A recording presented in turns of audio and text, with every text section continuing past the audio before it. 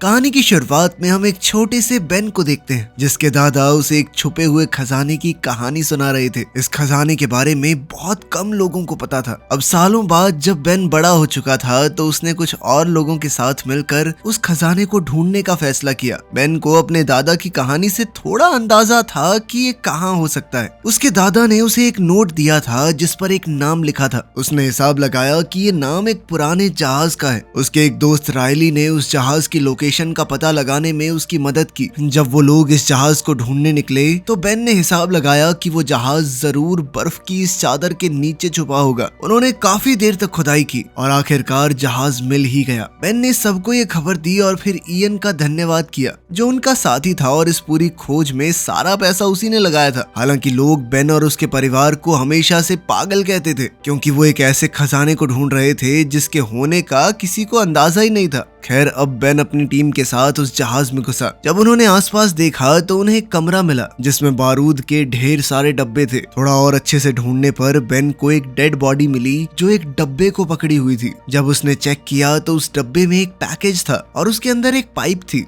Ben सोचने लगा कि इस पाइप में इतना भी क्या खास है कि इसके लिए कोई अपनी जान दे गया। तभी उसने देखा कि पाइप पर कुछ लिखा था। उसने अपना खून इस्तेमाल करके समझने की कोशिश की कि आखिर उस पर लिखा क्या है। जब उसे वो लिखावट समझ आई तो वो समझ गया कि ये एक और सुराग है। ये बात इयन को बिल्कुल पसंद नहीं है। इतना पैसा लगाने और खोजबीन करने के बाद भी उनके हाथ बस एक सुराग लगा था। इस बात से इयन बहुत चिढ़ गया, लेकिन बेन ने उस सुराग में छुपी पहेली को सुलझा लिया। उसने बताया कि एक अदृश्य नक्शे के बारे में है जो अमेरिका के सबसे जरूरी डॉक्यूमेंट डिक्लेरेशन ऑफ इंडिपेंडेंस के पीछे छुपा हुआ है। जैसे ही बेन ने कहा कि इस दस्तावेज तक पहुंचना और उसका मिलना बहुत मुश्किल होगा तो इयन ने सीधा कह दिया तो चुरा लेते हैं उसे। इस बात से बेन ने साफ इनकार कर दिया और कहा कि मैं ऐसा नहीं होने दूंगा। तब इयन ने अपने आदमी शॉ को बेन पर बंदूक तानने को कहा, लेकिन इयन कहीं ना कहीं ये बात भी अच्छे से जानता था कि अगर बेन नहीं होगा तो आगे की पहेलियां कौन सुलझाएगा। इसलिए इयन ने बेन के दोस्त रायली को जान से मारने की धमकी दी।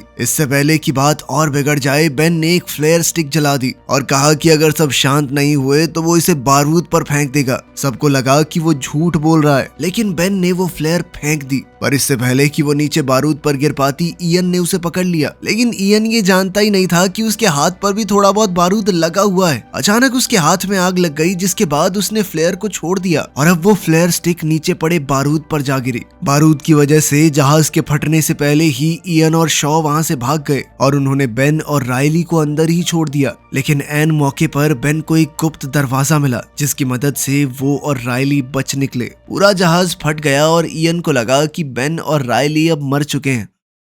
शहर लौटने के बाद बेन और रायली FBI के हेडक्वार्टर्स गए और उन्हें एक टिप दी कि कुछ ही दिनों में एक आदमी डिक्लेरेशन ऑफ इंडिपेंडेंस को चुराने वाला है। लेकिन उनकी इस बात पर किसी ने विश्वास नहीं किया। फिर वो दोनों नेशनल आर्काइव्स म्यूजियम गए जहां वो डॉक्यूमेंट मौजूद था। उन्होंने वहां के डायरेक्टर एबिगेल से मिलने की कोशिश की, लेकिन जब उन्होंने उसे वो कहानी सुनाई और बताया कि इस डॉक्यूमेंट के पीछे एक नक्शा छुपा है तो एबिगेल ने उनकी बात पर विश्वास नहीं किया। उसे लगा कि उनकी सारी बातें झूठी हैं। जब वो एबिगेल के ऑफिस से निकल रहे थे तो दोनों ने उस दस्तावेज को देखा और उसे कुछ देर तक निहारते रहे। अभी अचानक बेन ने कहा कि हमें इसे चुराना होगा ताकि ये इयन के हाथ तो ना लग पाए। इस पर रायली ने कहा कि इसे चुराना इम्पॉसिबल है, यहाँ पर सिक्योरिटी देखी है तूने। इसके बाद उसने बेन को लाइब्रेरी में ले जाकर डिटेल में बताया कि ये डॉक्यूमेंट कितनी सिक्योर जगह पर है। लेकिन बेन ने कहा कि हमें कुछ ऐसा करना है कि वो इस डॉक्यूमेंट को वहाँ से हटाकर प्रिजर्वेशन रूम में शिफ्ट कर दें। वहाँ सिक्योरिटी काफी कम है। हालांकि रायली को इस प्लान पर कुछ खास भरोसा तो था नहीं, लेकिन फिर भी वो बेन की मदद करने के लिए मान गया। फिर दोनों ने प्लान ढंग से बनाना शुरू किया। उन्हें सबसे पहले एबिगेल के फिंगरप्रिंट्स चाहिए और फिर प्रिजर्वेशन रूम के कोड्स चुराने होंगे। इसके लिए बेन ने एबिगेल को एक गिफ्ट भेजा जिसके अंदर एक स्पेशल केमिकल लगा हुआ था। फिर जब वो कोड डालने के लिए बटन दबाएगी तो वहां उसके फिंगरप्रिंट रह जाएंगे। और शुरुआत में तो ये प्लान बिल्कुल वैसे ही काम कर रहा था जैसा बेन चाहता था, लेकिन दूसरी ओर इयन भी अपने कुछ आदमी तैयार कर रहा था ताकि एक डांस पार्टी वाले दिन म्यूजियम पर अटैक किया जा सके। पार्टी वाले दिन जब वो डॉक्यूमेंट प्रिजर्वेशन रूम में शिफ्ट हो गया, बेन स्टाफ का भेस बनाकर बिना किसी परेशानी परेशानी के बिल्डिंग के अंदर घुसा। उसने वापस अपने कपड़े बदले और एबिगेल से मिला।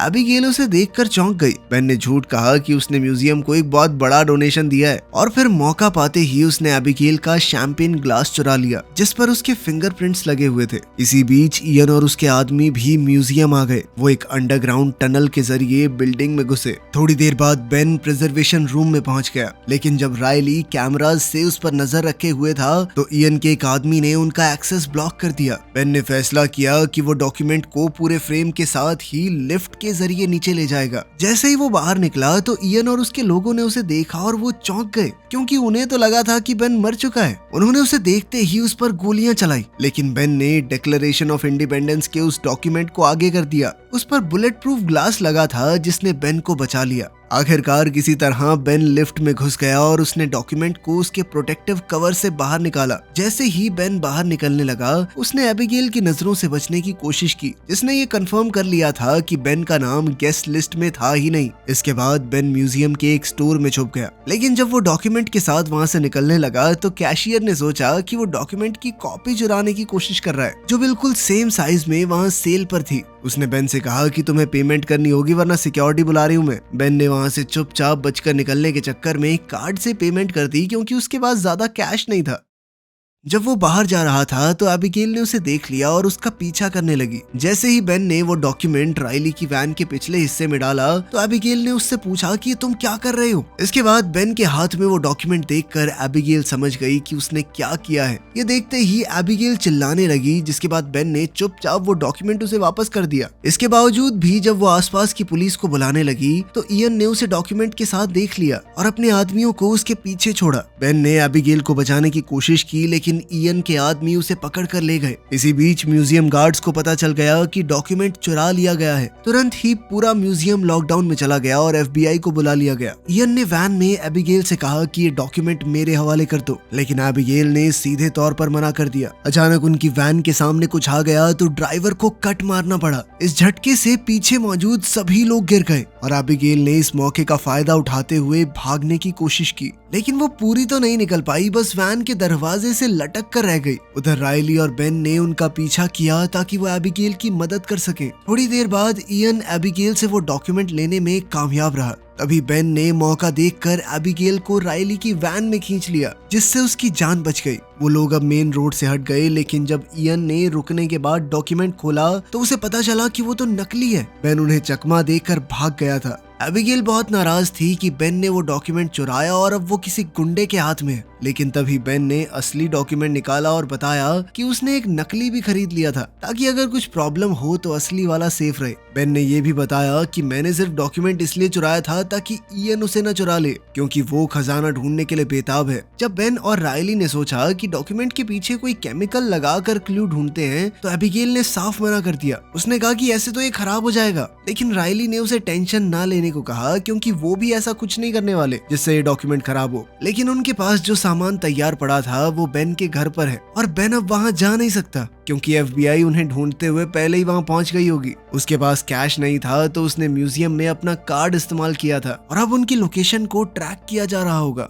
जैसे ही वो लोग वैन साइड में रोककर सोचने लगे, बेन ने कहा कि कुछ जरूरी चीजें हैं जो खजाना ढूंढने में जरूर काम आएंगी, लेकिन वो सब मेरे घर पर है। उनमें से एक चीज फ्रैंकलिन नाम के इंसान के लिखे हुए कुछ लेटर्स थे जो उस खजाने से जुड़े हुए हैं। बेन को याद आया कि उसके पिता के पास उन लेटर्स की कॉपी थी, इसलिए उसने फैसला किया कि वो उनके पास जाएगा। एबिगेल ने उस डॉक्यूमेंट के साथ भागने की कोशिश की, लेकिन बेन ने उसे रोक लिया। थोड़ी बहसबाजी के बाद वो भी उनके साथ जाने को मान गई, क्योंकि अब वो भी देखना चाहती थी कि आखिर ये क्या खजाना है।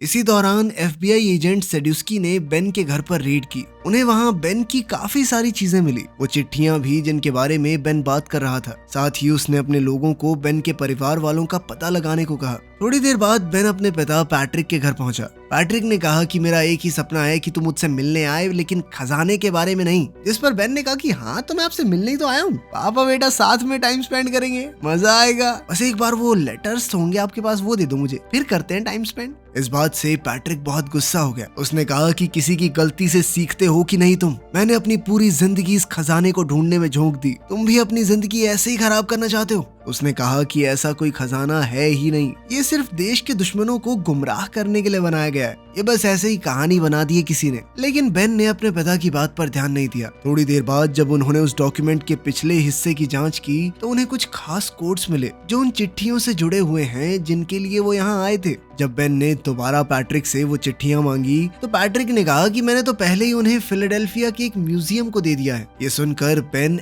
एबिगेल और रायली के साथ वहाँ से चला गया। जब FBI पैट्रिक के घर पहुंची तो उन्हें सिर्फ पैट्रिक एक कुर्सी से बंधा हुआ मिला। उसने कहा कि मेरा बेटा ऐसे ही बांध के चला गया मुझे, साथ में मेरी गाड़ी भी ले गया वो। जिसके बाद सेडुस्की ने तुरंत अपने लोगों को गाड़ी का नंबर ट्रैक करने को कहा। दूसरी तरफ इयन को भी समझ आ गया कि जो सुराग उन्हें उस जहाज में मिला था वो उन्हीं चिट्ठियों से जुड़ा हुआ है। थोड़ी रिसर्च के बाद उसे पता चला कि फिलाडेल्फिया में उन लेटर्स की कॉपीज हैं और वो तुरंत वहां जाने के लिए निकल पड़ा। रायली जब वो कोड पता लगाने की कोशिश कर रहा था तो एक छोटा बच्चा उसके पास आया। रायली से हो ना हो लेकिन उस बच्चे ने सारे कोड बड़ी आसानी से सॉल्व कर दिए। इयन भी वहां टाइम पर पहुंच गया और वो लड़का जब आखिरी वर्ड का पता लगाने जा रहा था तो इयन से टकरा गया। इयन ने देखा कि ये लड़का कुछ तो पेपर में सॉल्व कर रहा है तो उसने लड़के का पीछा करना शुरू कर दिया। लेकिन जब तक लड़का वापस पहुंचा तब तक रायली वहां से निकल चुका था, क्योंकि रायली ने खुद ही आखिरी वर्ड का पता लगा लिया था। जिसके बाद वो सीधा बेन और एबिगेल के पास पहुंचा ताकि उन्हें वो कोडेड मैसेज बताए जो उसने लेटर्स से निकाला था। इसके बाद बेन, एबिगेल और रायली तीनों मैसेज को डिकोड करने में लग गए। उन्होंने हिसाब लगाया कि जरूर ये सुराग इंडिपेंडेंस हॉल के बाहर वाली घड़ी की तरफ इशारा करता है। ये समझ में आते ही तीनों वहां के लिए निकल पड़े ताकि अगला क्लू जल्द से जल्द ढूंढ सके। वहीं दूसरी तरफ इयन ने भी उस स्कूल वाले लड़के को पैसे देकर ये पता लगा लिया कि आखिर उसने रायली को क्या बताया था। जल्द ही इयन भी इंडिपेंडेंस हॉल की तरफ निकल पड़ा। वहां बेन ने घड़ी की डायरेक्शन को फॉलो किया और देखा कि दीवार की एक ईंट पर एक खास निशान है। उसने उस निशान वाली जगह से ईंट हटाई और अंदर एक पुराना सा चश्मा मिला। ये एक खास तरह का चश्मा था। बेन तुरंत एबिगेल और रायली के पास गया और उन्हें वो चश्मे दिखाए। फिर बेन ने वो चश्मा पहना और डिक्लेरेशन ऑफ इंडिपेंडेंस के पीछे वाले मैप को देखा। तब उसे एक खास निशान दिखाई दिया और उसके पास ही कुछ शब्दों में लिखा हुआ मैसेज भी था। लेकिन उसी वक्त उन्होंने देखा कि इयन अपने लोगों के साथ वहां घूम रहा है, तो उन्होंने फैसला किया कि वो अलग अलग हो जाएंगे। एबिगेल और रायली के पास वो डिक्लेरेशन डॉक्यूमेंट था और वो जल्द ही उसे साथ लेकर निकल गए। इयन से बचते बचते वो दोनों काफी दूर निकल गए। लेकिन एक वक्त ऐसा आया कि एक बस उनके बहुत करीब आ गई और उनकी टक्कर होने ही वाली थी। इसी अफरा तफरी में इयन ने उनसे डिक्लेरेशन का वो डॉक्यूमेंट छीन लिया। एबिगेल और रायली ने तुरंत बेन को फोन किया और बताया कि क्या हुआ है। बेन ने कहा कि सब जल्दी से गाड़ी के पास मिलते हैं। लेकिन FBI को बेन की गाड़ी पहले ही मिल चुकी थी और जैसे ही बेन वहां पहुंचा तो FBI ने उसे अरेस्ट कर लिया। एबिगेल और रायली समय से थोड़ा लेट पहुंचे और FBI को देखते ही चुपके से वहां से भाग निकले। FBI की कस्टडी में बेन ने एजेंट सेडुस्की को पूरी कहानी बताई, किस तरह इयन ने वो डॉक्यूमेंट छीना, किस तरह वो एक के बाद एक पहेलियां सुलझाते रहे। जब सेडुस्की ने बेन के पास से मिले चश्मे देखे तो बेन को समझ आया कि उन्हें एक और तरीके से इस्तेमाल किया जा सकता है। तभी अचानक उसके फोन पर इयन का कॉल आया। FBI वालों ने कहा कि इससे स्पीकर पर बात कर। इयन ने बेन को धमकी दी कि चश्मे लेकर एक पब्लिक प्लेस में उससे मिलने आए और अगर उसने FBI को कुछ भी बताया तो वो उसके दोस्तों को जिंदा नहीं छोड़ेगा। अब FBI इयन जैसे अपराधी को पकड़ने का मौका छोड़ना नहीं चाहती थी। उन्होंने बेन से कहा कि प्लान के मुताबिक ही उससे मिलने जाओ और फिर हर तरफ अपने आदमी तैनात करती है। जब बेन इयन से मिलने गया तो पता चला कि ये पूरी की पूरी उनकी चाल थी। अचानक ही इयन के लोग आए और बेन को वहां से छुड़ा ले गए। रास्ते में एबिगेल ने बेन को कॉल किया और बताया कि उसने इयन के साथ डील की थी ताकि बेन को छुड़ा सके, लेकिन इसके लिए बेन को उसे खजाने तक ले जाना होगा। जब इयन और बेन दोबारा से मिले तो इयन ने वो डिक्लेरेशन का डॉक्यूमेंट और वो पुरानी पाइप वापस दी, वही जो जहाज में मिली थी। फिर इयन ने बेन से पिछला क्लू मांगा। जब बेन ने कहा कि मेरे पास कुछ नहीं है, मुझे नहीं पता, तब इयन ने दिखाया कि उसने बेन के पिता पैट्रिक को किडनैप कर रखा है। इस धमकी के बाद बेन को सच कबूलना पड़ा और उसने बताया कि जो निशान उसने मैप में देखा था वो एक चर्च का सिंबल है। जल्द ही वो तीनों उस चर्च तक पहुंच गए। बेन ने फिर से उन खास खास चश्मों का इस्तेमाल किया और मैप को देखा। इस बार उसे एक अलग सा सुराग मिला, एक अजीब सा नाम। सब कंफ्यूज हो गए कि इसका मतलब क्या हो सकता है। तब उन्हें समझ आया कि चर्च के नीचे लोगों को दफनाने की जगह है। जिसके बाद इयन और उसके सभी साथी तुरंत ही नीचे चले गए। पैट्रिक ने चुपके से बेन को बताया कि उन्हें कोई तरीका ढूंढना होगा इयन से छुटकारा पाने का, क्योंकि जब तक हम इयन के काम आएंगे तब तक ही जिंदा है, उसके बाद मार देगा हमें। तभी इयन ने फोन किया और बेन से पूछा कि अगला क्लू क्या है। मैप में लिखे नाम को ढूंढकर उन्होंने वहां से दीवार तोड़ी जिसके पीछे एक सुरंग जा रही थी। इयन ने बेन से कहा कि वो आगे चले। अंदर जाने के बाद उन्हें एक बहुत पुरानी जगह मिली जिसे शायद सालों से नहीं खोला गया था। वहाँ लकड़ी की सीढ़ियाँ और एक पुरानी लिफ्ट भी थी। पैट्रिक ने सबको कहा कि ये लकड़ी की सीढ़ियाँ खतरनाक हैं, इतने सालों से कोई आया नहीं है यहाँ पे, टूट जाएंगी। लेकिन इयन ने सबको जबरदस्ती नीचे जाने को कहा।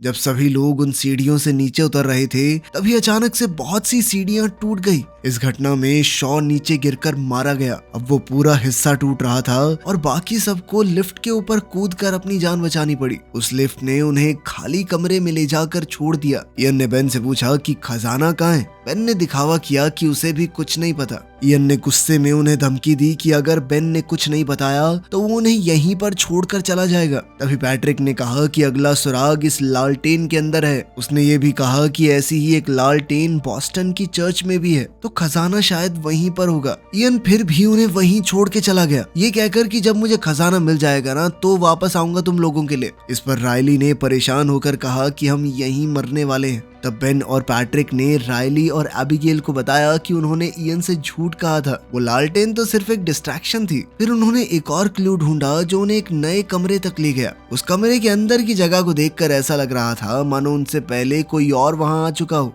बेन थोड़ा उदास हो गया और अपने पिता पैट्रिक से कहा कि आप हमेशा सही कहते थे, शायद कोई खजाना है ही नहीं। इस पर पैट्रिक ने कहा कि नहीं, इतना हताश होने की जरूरत नहीं है, बस हमसे पहले कोई पहुंच गया यहाँ पे। लेकिन बेन अब भी हार मानने को तैयार नहीं था। वो अब भी दीवारों में सुराग ढूंढता रहा। तब उसने कुछ खास ताले देखे जिनमें से एक लॉक मिसिंग था। उसका आकार बिल्कुल उस पाइप जैसा था जो उन्हें उस जहाज में मिली थी। बेन ने पाइप निकाली और लॉक में फिट की और जैसे ही लॉक घुमा तो एक सीक्रेट रूम खुल गया और आखिरकार उसके पीछे था खजाना। पूरा कमरा खजाने से भरा हुआ था। पुरानी किताबें, gold coins, jewellery, antique items वगैरह वगैरह। जो चीज पैट्रिक और उसके पिता ने सालों तक ढूंढी थी वो यहाँ थी। सब लोग खुशी से झूम उठे। थोड़ी देर ढूंढने के बाद उन्हें बाहर जाती हुई सीढ़ियां भी मिल गई। बेन सबसे पहले बाहर निकला और वहां उसे एक आदमी मिला। बेन ने उससे फोन मांगकर सेड्यूस्की को कॉल किया। सेड्यूस्की कुछ ही देर में आ गया और बेन ने उसे खजाने के बारे में बताया और साथ ही ये भी कहा कि मुझे कुछ नहीं चाहिए, लेकिन उसने कुछ कंडीशन रखी। पहली थी कि एबिगेल के ऊपर कोई एक्शन न लिया जाए। खजाने को ढूंढने का पूरा श्रेय उसे और उसके परिवार को मिले।